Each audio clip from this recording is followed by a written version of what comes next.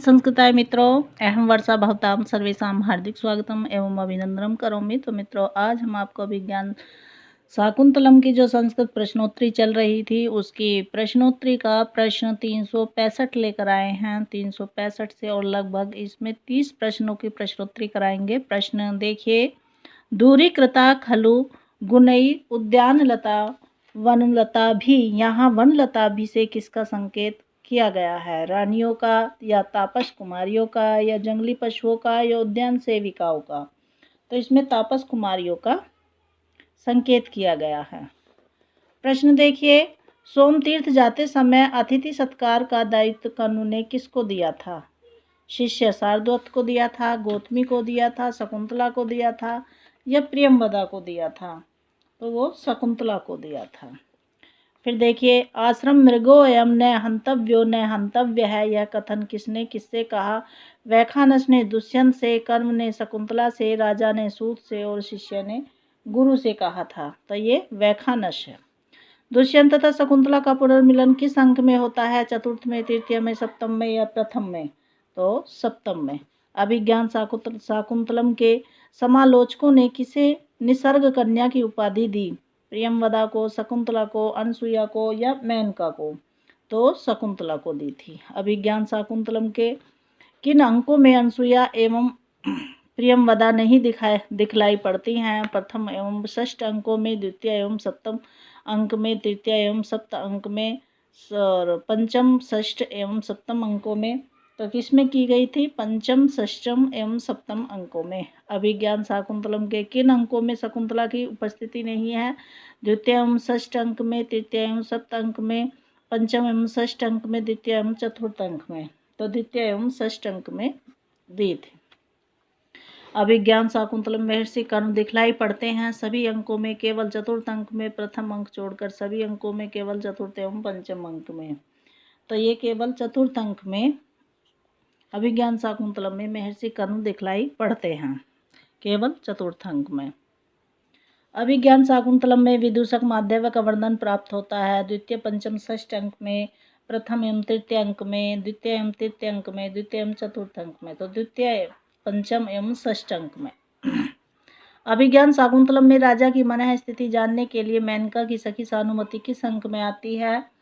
तो पंचम अंक में आती है या षष्ठ अंक में आती है, सप्तम में या इनमें से कोई नहीं? तो वो षष्ठ अंक में आती है। धर्मारण्यम परविशति स्यंदन आलोक भीतर रिक्त स्थान की पूर्ति करें। तो वह गज है, अश्व है, ऋषि ही या कण्व है? तो ये गज है। वह औषधि विशेष जिसे मारीच ऋषि ने सर्वदमन के हाथ में बांधी थी, वह थी संजीवनी, अमृतवटी, अपराजिता या विशल्य करनी? तो वो अपराजिता। वत्स, चिरंजीव, पृथ्वी, पाल्य, यह आशीर्वाद दुष्यंत को किसने दिया? कर्म ने, महर्षि मारीच ने, दुर्वासा ने, ऋषियों ने? किसने? महर्षि मारीच ने। मारीच आश्रम में दुष्यंत और शकुंतला के पुनर्मिलन की बात महर्षि कर्म को किसने सूचित किया? तो गालव ने, सर्वदमन ने, सारंगरव ने या गौतम ने? तो किसने बताई थी? तो ये गालव ने बात बताई थी, कण्व को सूचित किया था कि मारीच आश्रम में दुष्यंत और शकुंतला का पुनर्मिलन हो चुका है। अभिज्ञान शाकुंतलम के भरत वाक्य में छंद बताइए। क्या है? मालिनी है, रुचिरा है, वंशस्थ है या फिर आर्या है? तो इसमें रुचिरा है अभिज्ञान शाकुंतलम के भरत वाक्य में। भारतीय नाटकों की उत्पत्ति ऋग्वेद के संवाद सूक्तों से किसने नहीं माना है? प्रोफेसर मैक्स मूलर ने, प्रोफेसर शिवलन सिलेवी ने, प्रोफेसर फॉन श्रोएडर ने, प्रोफेसर ल्यूडर्स ने? तो किसने? प्रोफेसर ल्यूडर्स ने। फिर देखिए। महाभारत की कथा के अनुसार दुष्यंत और शकुंतला के पुत्र भरत का नाम सर्वदमन किसने रखा? काश्यप ने या फिर कश्यप ने, गौतमी ने या अदिति ने? तो ये कश्यप ने रखा था। राजा दुष्यंत को किस घटना से निश्चय होता है कि वह बालक सर्वदमन उसका ही पुत्र है? अजयता नाम की औषधि की घटना से, जयता नाम की औषधि की घटना से, अपराजिता नाम की औषधि की घटना से या पराजिता नाम की औषधि की घटना से? तो ये अपराजिता नाम की औषधि की घटना से राजा दुष्यंत को निश्चय होता है कि यह सर्वदमन जो बालक है वह मेरा ही पुत्र है। कालिदास ने अभिज्ञान शाकुंतलम में कितने छंदों का प्रयोग किया है? 18 का, 19 का, 20 का या 24 का? अभिज्ञान शाकुंतलम में कालिदास ने छंदों का प्रयोग किया है। तो कितने छंदों का प्रयोग किया है? तो 24 छंदों का प्रयोग किया है कालिदास ने अभिज्ञान शाकुंतलम में। कालिदास ने अभिज्ञान शाकुंतलम में साधारणतः गद्य तथा पद्य के लिए कौन सी प्राकृत भाषा का प्रयोग किया है? शौरसेनी और माधवी प्राकृत का, शौरसेनी और महाराष्ट्री प्राकृत का, या मागधी और महाराष्ट्री प्राकृत का, या फिर महाराष्ट्री और शौरसेनी का? तो ये शौरसेनी और महाराष्ट्री प्राकृत का। अभिज्ञान शाकुंतलम के प्रथम अंक की कथा का प्रारंभ किस ऋतु से होता है? वसंत ऋतु से, हेमंत ऋतु से, ग्रीष्म ऋतु से या शरद ऋतु से? तो किस ऋतु से प्रारंभ होता है? ग्रीष्म ऋतु से। गुणवते कन्या प्रतिपादनीयतम तावत प्रथम संकल्प है, यह कथन किसका है? कर्ण का, दुष्यंत का, अनसुया का या फिर प्रियंवदा का? तो ये अनसुया का है। पाद्यो प्रणम्य निवर्तयनम यावद अहम ओर्धकम कल्पयामी। यहाँ पर प्रयुक्त अर्ध में कितनी चीज़ें होती हैं? 6, 8, 7 या 12? तो इसमें 8 चीज़ें होती हैं। सखी सुख मंजनम ते भवतु, यह कथन किसका है? अनसुया का शकुंतला के प्रति है या फिर प्रियंवदा का शकुंतला के प्रति?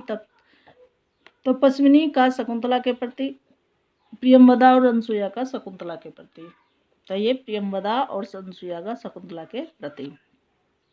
भगिन्यास्ते मार्गम आदेश्य है, किसने किससे कहा? काश्यप ने गालव से कहा, राजा ने सारथी से, काश्यप ने सारंगव से या इंद्र ने मातली से? तो काश्यप ने सारंगव से कहा। तो मित्रों, ये थी आपकी 30 प्रश्नों की प्रश्नोत्तरी।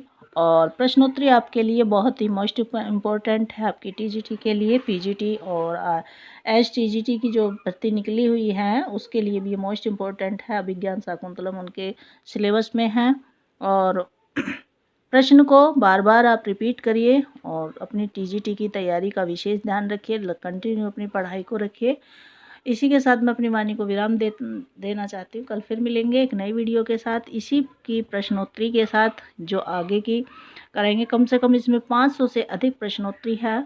आपके अभिज्ञान शाकुंतलम मोस्ट इम्पोर्टेंट है और इसकी प्रश्नोत्तरी भी मोस्ट इम्पोर्टेंट है। इसके बाद हम सोचेंगे कि इसका एक्सप्लेन कराएं, पूरे इसका अभिज्ञान शाकुंतलम के चतुर्थ भाग का इसका एक्सप्लेन कराएं, संस्कृत और हिंदी, संस्कृत हिंदी, ताकि आपको जो है इससे प्रश्न उत्तर भी याद हो जाएंगे और पूरी कहानी का भी अर्थ पता हो जाएगा, रिवीजन भी हो जाएगा। इसी के साथ अपनी वाणी को विराम देती हूँ। कल फिर मिलेंगे। नमः संस्कृताय। धन्यवाद।